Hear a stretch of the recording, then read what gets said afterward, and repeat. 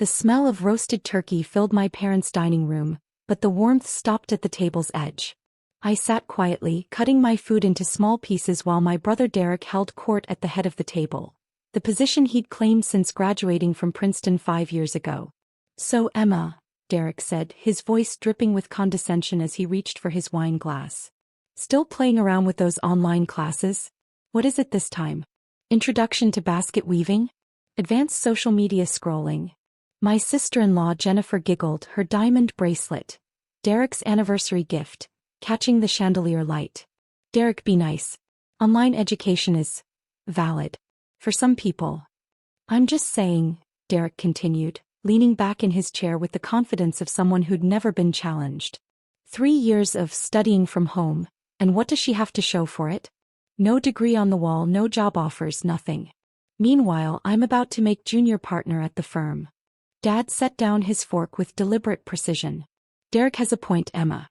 When are you going to get serious about your future? You're 28 years old. Your brother had his MBA by your age." "I am being serious," I said softly, keeping my eyes on my plate. "I'm working on something important." "Important?" Mom's laugh was sharp. "Sweetheart, we're just concerned. These internet certificates aren't real education. They're not from real institutions." "Actually," I started. "MIT isn't calling you for job interviews, are they?" Derek interrupted, smirking. "Harvard isn't begging for your expertise?" "No, because real institutions recognize real credentials. My Princeton diploma opens doors. Your online participation trophies collect dust." Jennifer nodded enthusiastically. "It's true, Emma. In the real world, pedigree matters. Derek's network from Princeton alone has been invaluable. You can't get that from a computer screen in your pajamas." "I don't wear pajamas when I—" "The point," Dad said, his voice taking on the authoritative tone he'd perfected as a corporate executive, "is that you need to face reality. This hobby of yours isn't a career path. I've spoken to colleagues. These online programs are barely recognized. Most HR departments won't even look at them." "Your father's right," Mom added, her concerns seeming genuine despite the sting of her words. "We love you, but we're worried. You're isolated, staring at screens all day, taking classes that lead nowhere. What happens in 5 years? 10 years? Derek will be a senior partner. You'll still be, what? Collecting certificates nobody respects." I took a sip of water, letting the silence stretch. This wasn't new. Every family gathering for the past 3 years had followed the same script. My internet education was a running joke, a source of disappointment, proof that I'd taken the wrong path while my brother had chosen wisely. "I saw Rachel Henderson last week," Jennifer said, her voice bright with the pleasure of gossip. "Remember her? She did one of those online marketing courses.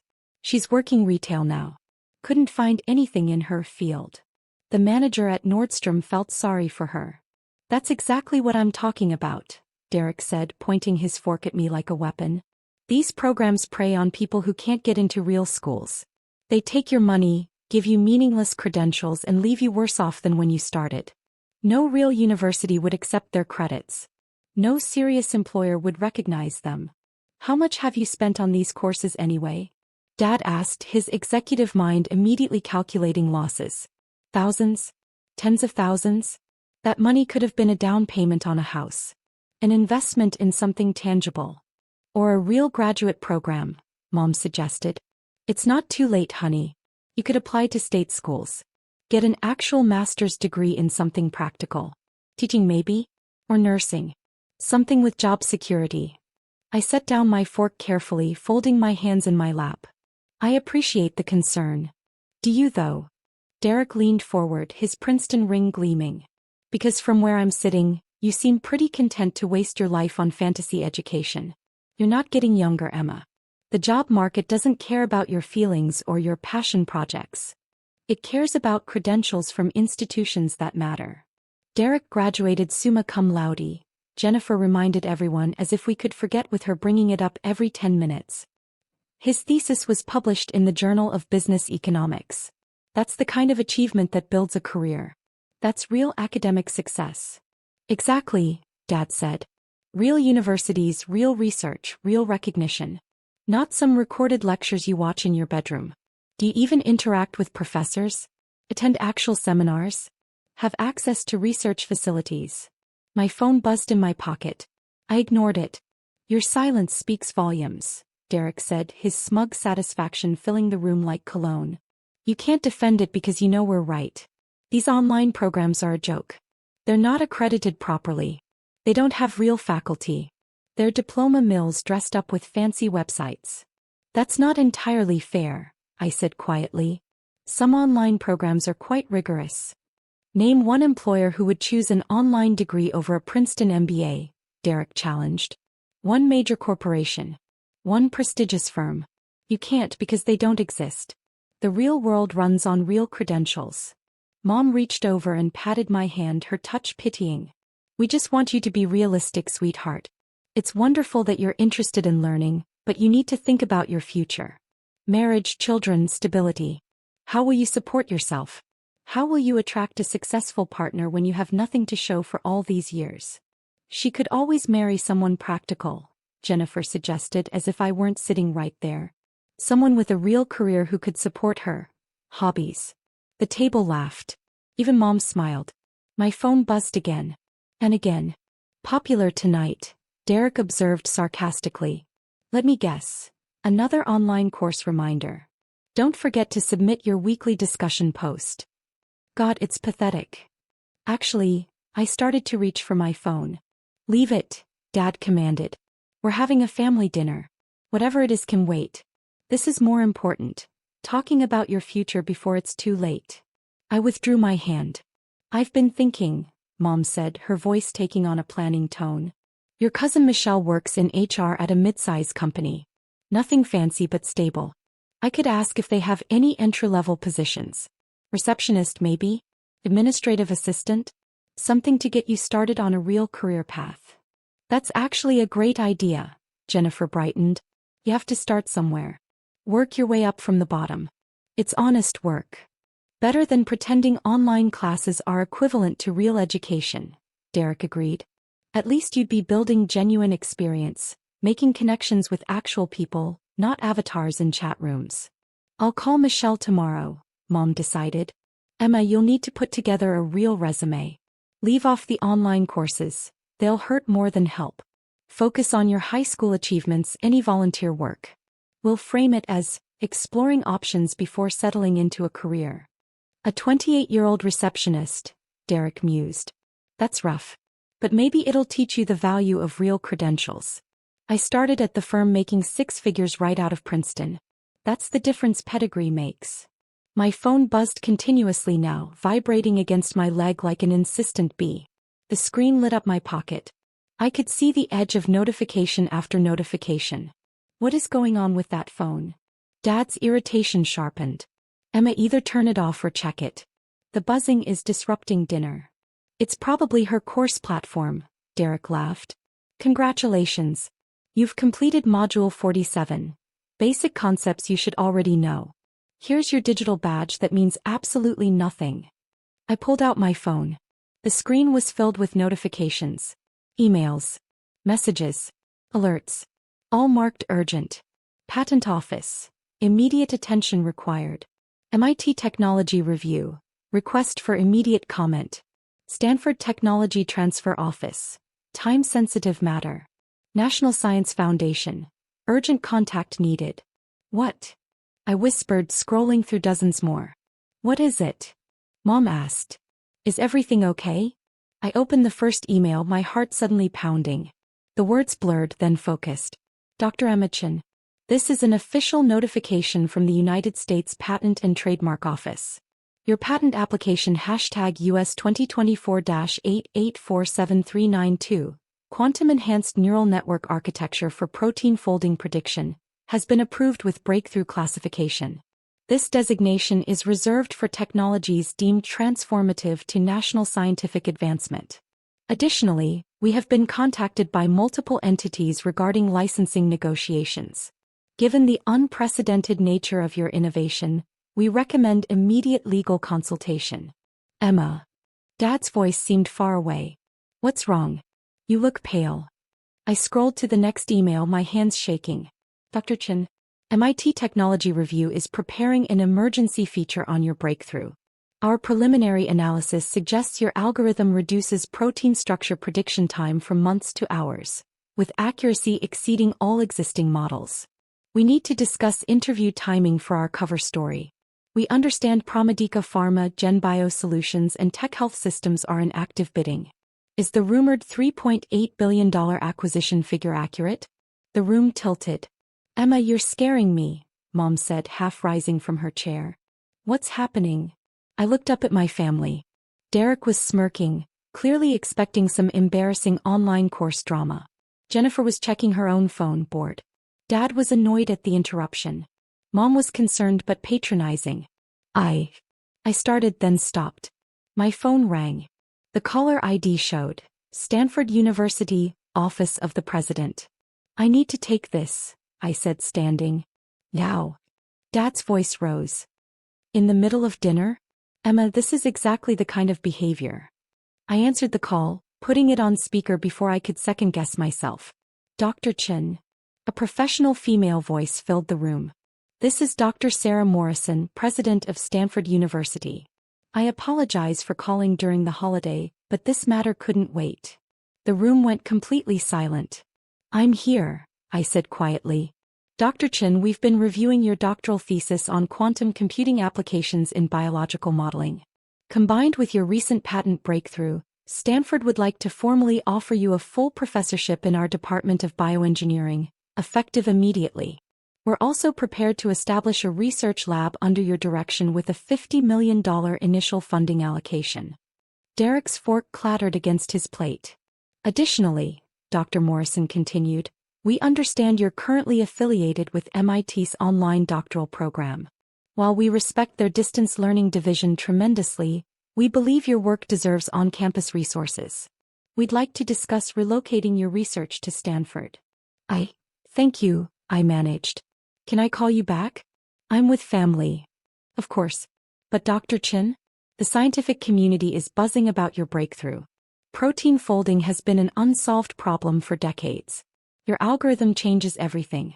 We want to ensure Stanford is part of that future. She hung up. The silence in the dining room was absolute. Emma, Mom whispered. What was that? Did she say, Doctor? Professor? I sat back down slowly, looking at my phone as another call came in. This time, Nobel Prize Committee, preliminary inquiry. I declined it. What the hell is going on? Derek's voice had lost all its smugness. That wasn't real. That's a prank, right? Someone's messing with you. I pulled up my email and turned my phone so they could see the screen. Official letterheads from Stanford, MIT, the Patent Office, the National Science Foundation, Nature Journal, Science Magazine, 3 pharmaceutical companies, 2 biotech firms. Protein folding? Dad leaned forward, his executive brain suddenly engaged. Emma, that's major pharmaceutical research. That's billions of dollars in potential drug development. I've been working on it for 3 years, I said softly. Through MIT's online doctoral program in computational biology. The one you all thought was a waste of time. You have a PhD? Mom's voice cracked. From MIT? Defending my dissertation next month. But they're calling me doctor based on the patent approval. It's somewhat premature, but given the circumstances. Wait, Derek interrupted, his face reddening. You're telling me you've been working on some billion-dollar patent? From your bedroom? Through online classes. Not just classes. MIT's distance doctoral program is fully accredited. Same faculty, same research standards, same degree as on-campus students. I worked with Dr. Raj Patel. You might know him, Derek, he won the Turing Award 2 years ago. And Dr. Lisa Wong from their quantum computing lab. Jennifer was frantically Googling on her phone. Oh my God. MIT Technology Review's website. The breaking news banner. Mystery PhD student solves protein folding problem that stumped scientists for 50 years. Let me see that. Derek grabbed her phone. His face went white as he scrolled. Jesus Christ. They're calling it the biggest breakthrough in computational biology this decade. Pramedika offered $3.8 billion for exclusive licensing rights. My phone rang again. Pramedika Pharma. I answered, keeping it on speaker. Dr. Chin, Mark Rodriguez, CEO of Pramedika Pharma. I'm calling personally to confirm our offer. $3.8 billion for exclusive pharmaceutical licensing rights to your protein folding algorithm, plus 15% royalties on all drug developments utilizing your technology.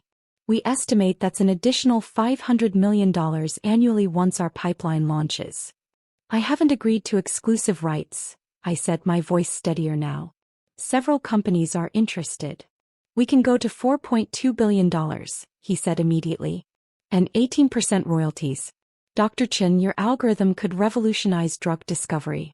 Diseases we've struggled to treat for decades could have cures within 5 years. We want to be your partner in that mission. I need time to consider all options, I replied. My attorney will be in touch. Your attorney, he said. Dr. Chen, with respect, you need a team. This is beyond a single lawyer. You need patent specialists, licensing experts, pharmaceutical consultants. Do you have representation? Stanford's Technology Transfer Office has been helpful, I said. MIT as well. I'm not navigating this alone. Smart. Very smart. Dr. Chen, whatever you decide, what you've accomplished is extraordinary. The scientific community owes you an enormous debt. I hope we can work together. He hung up. I looked at my family. Derek had slumped in his chair, his Princeton confidence evaporated. Jennifer stared at her phone, scrolling through article after article about my breakthrough. Mom's hand covered her mouth. Dad's executive mask had cracked, revealing something like shock. $4 billion, Dad said slowly. Emma. $4 billion. The patent is worth more, I said quietly. The pharmaceutical applications alone could be worth tens of billions over time. Every major drug company needs this technology. It changes everything about how we discover and develop medications. But you said, internet classes, Mom whispered. You said online courses. MIT's online doctoral program, I corrected gently. Fully accredited. Same rigorous standards as on campus. I took courses in quantum computing, advanced algorithms, molecular biology, biochemistry. I worked with leading researchers through virtual collaboration platforms. I had access to MIT's computational resources remotely. I published 3 papers in peer-reviewed journals. Why didn't you tell us? Mom asked. Why did you let us think? I tried, I said. Multiple times. But every time I mentioned my doctoral work, you talked over me. You assumed online meant inferior. You never asked what I was actually studying or who I was learning from. You just decided it wasn't real. Derek found his voice, though it came out strangled. You're seriously telling me you completed a PhD from MIT? While I was getting my MBA from Princeton, you were doing doctoral research. Yes. In computational biology, quantum computing, fields you never even studied as an undergraduate. MIT's program allowed me to build the necessary foundation while pursuing advanced research. It took longer, 3 years instead of the typical 2 for on-campus students, but the flexibility allowed me to go deeper into the work. Deeper, Derek repeated hollowly. You solved a 50-year-old problem. You have a patent worth billions. Companies are fighting over you. Stanford is offering you a professorship. Several universities are, I said. Stanford, MIT, Harvard, Caltech. Even Cambridge in the UK reached out. Jennifer was still scrolling. Forbes just posted an article. Mysterious online student becomes overnight billionaire. They're estimating your net worth at over $5 billion once the deals close. Emma, you're on the Forbes real-time billionaires list. You're number 847. Between a real estate mogul and a cryptocurrency founder. That's speculative, I said. The deals aren't finalized. GenBio Solutions just tweeted. Jennifer continued, her voice rising. They're offering $4.5 billion plus stock options. This is insane. Companies are bidding against each other in real time. My phone buzzed with another email. Nature Journal wanted to publish my full research paper in an emergency special issue. Science magazine was requesting a commentary piece. The NIH was inviting me to present at their annual directors' seminar.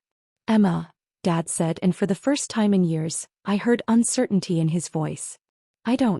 I'm having trouble processing this. You've been working on billion-dollar research? For 3 years. While we thought you were wasting time. Yes. And you never got angry? Never defended yourself? Never shoved it in our faces? Would you have listened? I asked simply. Or would you have found reasons to dismiss it? She's exaggerating. Online degrees don't count. It's probably not as impressive as she thinks. I learned early that showing you papers or explaining my research was pointless. You'd already decided online education was inferior. Mom's eyes filled with tears. Sweetheart, we were trying to help. We thought we were protecting you from wasting your life on something that wouldn't. You were protecting your assumptions, I interrupted, my voice still calm but firm. You didn't ask questions. You didn't do research.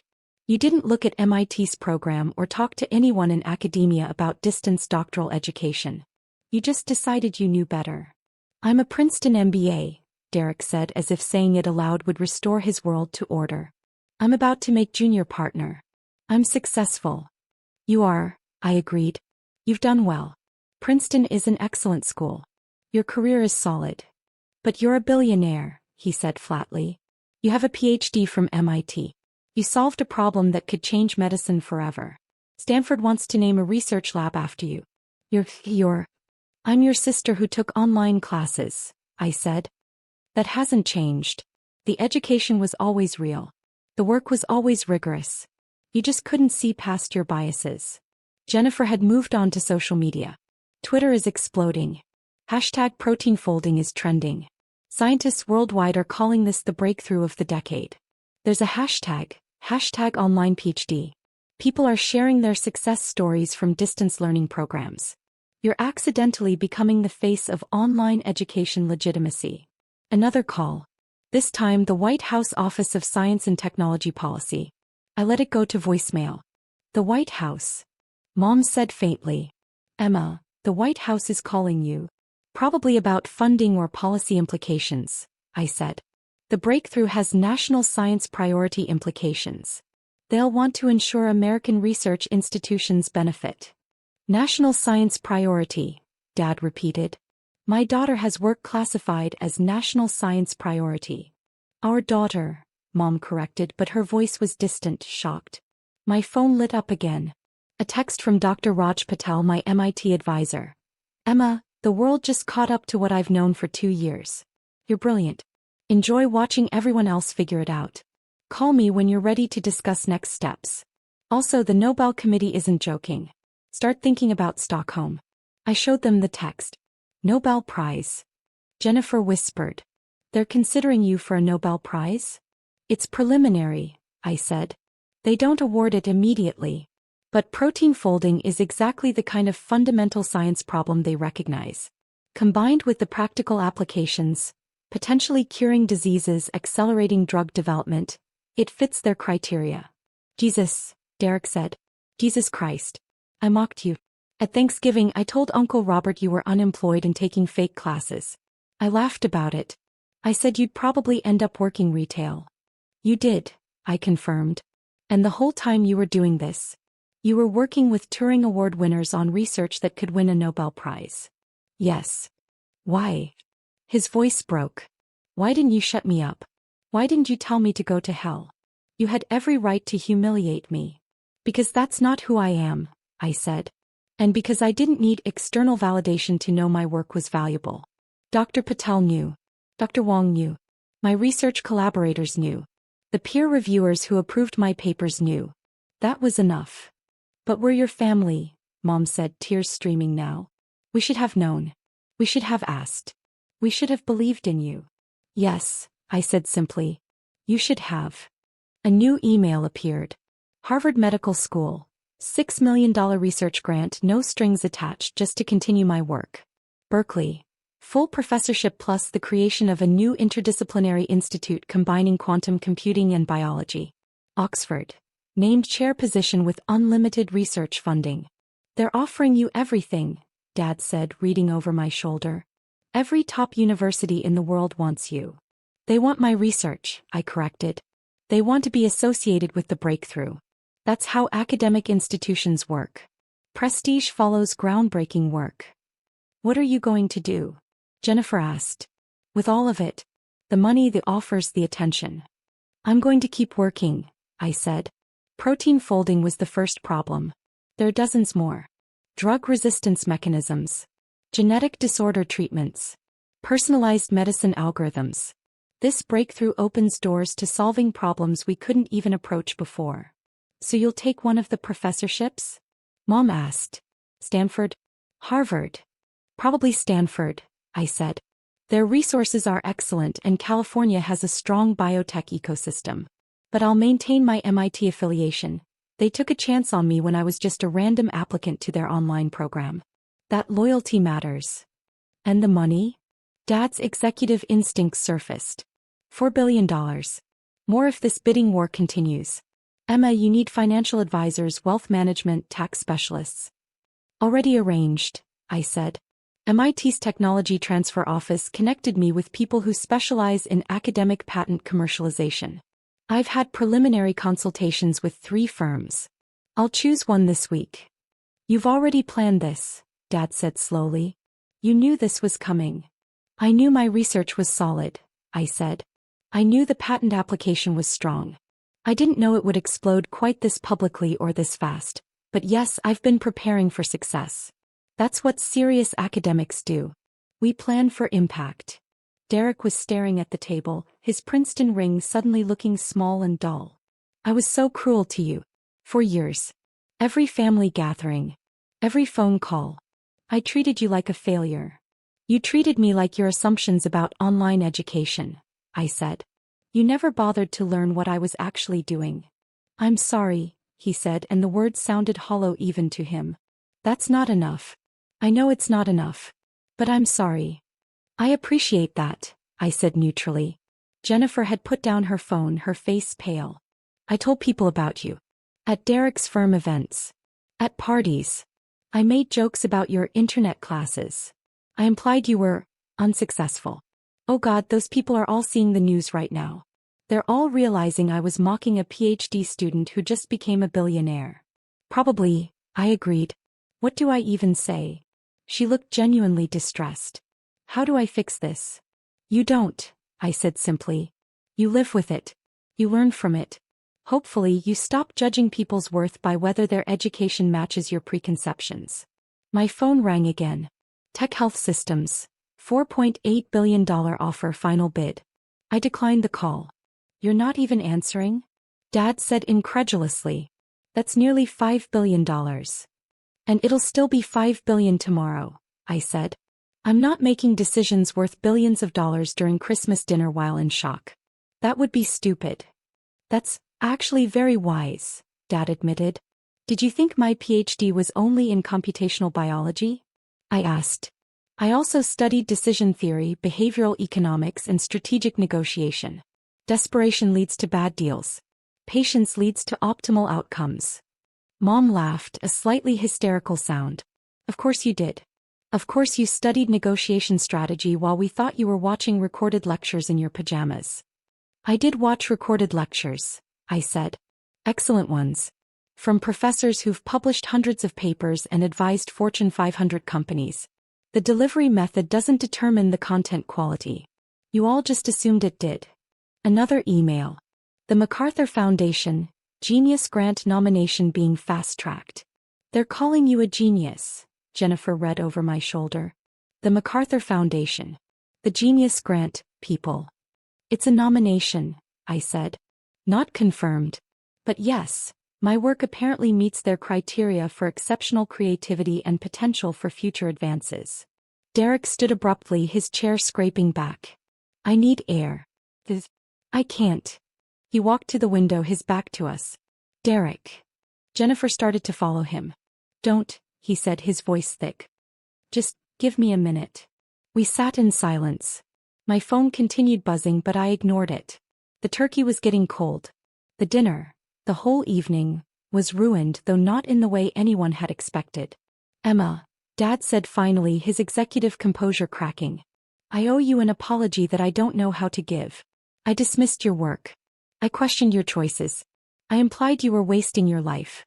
And the whole time, you were doing something extraordinary. You owed me the benefit of the doubt, I said quietly. You owed me basic respect for my decisions. You owed me curiosity about what I was actually doing. The apology is nice, but the damage is done. What does that mean? Mom asked fearfully. Are you cutting us off? Ending contact. I don't know yet, I said honestly. Right now I'm angry. I'm hurt. I'm vindicated but also sad because my family spent 3 years mocking something they didn't understand. I need time to process what that means for our relationships. Please don't shut us out, Mom pleaded. We made mistakes. Terrible mistakes. But we love you. Do you? I asked. Or do you love the successful version of me? The billionaire PhD with the breakthrough patent? Would you love the version of me who completed the same work but whose patent didn't happen to be worth billions? What if my research had been important but not commercially valuable? Would you respect me then? Silence. That's what I thought, I said softly. Derek turned from the window, his face blotchy. For what it's worth, I respect you now. I see what you accomplished. I understand what you did. Now that there's a dollar figure attached, I said. Now that institutions are fighting over me. Now that my success is visible and measurable in ways you understand. But Derek, I was doing important work the whole time. The value didn't suddenly appear when the patent sold. It was always there. You just couldn't see it. You're right, he said, his voice breaking. You're absolutely right. And I have to live with that. I have to live with knowing I was cruel to my sister while she was changing the world. That's my burden, not yours. My phone buzzed with a text from a number I didn't recognize. Dr. Chin, this is Bill Gates. I got your information from MIT. Your work on protein folding is exactly what we need for the Foundation's disease research initiatives. Would you be open to a conversation about partnership possibilities? No pressure, just excited about the potential impact on global health. I showed them the text. Bill Gates, Jennifer said numbly. Billionaire Microsoft founder Bill Gates just texted you casually. Billionaires network with billionaires, I said with a slight smile. Apparently that's my peer group now. Jesus, Derek muttered. An email from Forbes. They wanted to interview me for their 30 under 30 special issue, except I was 28 and they were considering creating a special category just for me. 30 under 30 who changed everything. This is surreal, Mom said. This whole night is surreal. It's been a surreal 3 years, I said. Doing groundbreaking research while my family told me I was wasting my life. Knowing I was on the edge of something massive while being treated like an embarrassment. That was surreal too. We'll do better, Dad promised. Whatever it takes. Whatever you need. We'll support you going forward. Going forward is easy, I said. It's looking backward that's hard. How do I forget 3 years of contempt? 3 years of being the family failure? 3 years of having my work dismissed without anyone even asking what it was. You probably can't, Derek said quietly. And we probably don't deserve forgiveness. But maybe we can earn back a fraction of your trust? Over time. I looked at my brother, successful, confident Derek with his Princeton MBA and his junior partnership and his expensive wine. He looked smaller now, diminished not by my success but by his recognition of his own cruelty. Maybe, I said finally. But it won't be quick. And it won't be easy. And I'm not going to pretend the past 3 years didn't happen just because everyone's suddenly impressed. Fair, he said. More than fair. My phone rang. Stanford again. I should take this, I said standing. It's about the professorship details. Of course, Mom said quickly. Of course take it. We'll be here. I walked into the hallway answering the call. Dr. Morrison's voice was warm and professional, discussing lab space, graduate student allocations, research budgets. Behind me in the dining room I could hear my family's muffled voices, shocked, regretful, struggling to process the shift in their understanding of who I was and what I'd accomplished. The conversation with Dr. Morrison lasted 20 minutes. By the time I returned, the dining room had been cleared. My family sat in the living room, phones out, reading article after article about my breakthrough. They're calling you the Edison of computational biology, Jennifer said, looking up. This article says your algorithm could reduce drug development time by 60%. That's thousands of lives saved. Diseases cured faster. Emma, you're going to save lives. That's the goal, I said. That's always been the goal. Not the money? Dad asked. The billions. The money is nice, I admitted. It means security, freedom, the ability to fund research without constant grant applications. But the work is what matters. Solving problems that improve human health. That's why I chose this field. Through online classes, Mom said, and this time there was wonder in her voice instead of contempt. You changed the world through online classes. Through a rigorous doctoral program that happened to be delivered online, I corrected. Through collaboration with brilliant researchers. Through access to computational resources and peer-reviewed publication. Through thousands of hours of work. The delivery method was just logistics. We completely missed it, Dad said. We saw online, and stopped listening. We didn't see the MIT affiliation, the caliber of faculty, the research standards. We just saw our biases confirmed. Yes, I said. You did. What happens now? Derek asked. With us, I mean. With the family. I don't know, I said honestly. Tonight I'm going to my hotel. I booked a room before dinner in case things went badly, which they did, just not in the way I expected. Tomorrow I fly to Palo Alto to meet with Stanford. Next week I have meetings with pharmaceutical companies, my attorneys, and the technology transfer offices at MIT and Stanford. My life is about to become very complicated. Can we be part of it? Mom asked. Not the business side. I understand we don't have a right to that. But your life. Your success. Can we celebrate with you even if we don't deserve to? Eventually maybe, I said. But right now I need space. I need to process 3 years of being dismissed by the people who should have supported me. That's going to take time. We understand, Dad said, though his voice was heavy with regret. I gathered my coat and bag. At the door I turned back. For what it's worth, I said, I never doubted my work. Your opinions hurt, but they didn't stop me. I knew what I was doing was important. I had mentors who believed in me, colleagues who respected my research, and reviewers who validated my contributions. Your lack of faith was painful, but it wasn't defining. That's good, Derek said. That's really good. You didn't need our approval. No, I agreed. But I wanted it. I wanted my family to be proud of me for what I was doing, not just for the dollar figure attached to it. That's the part that hurts. I left them sitting in shocked silence, their assumptions shattered, their understanding of education and success fundamentally challenged. My phone buzzed as I got in my rental car. Another email from Dr. Patel. The world is scrambling to catch up to you. Enjoy the chaos. You earned it. I smiled, started the car, and drove toward the hotel. Tomorrow would bring meetings, decisions, and negotiations worth billions. Tonight I'd simply let myself feel the vindication of being right when everyone told me I was wrong. The online classes they'd mocked had changed the world. And there was nothing they could say to diminish that.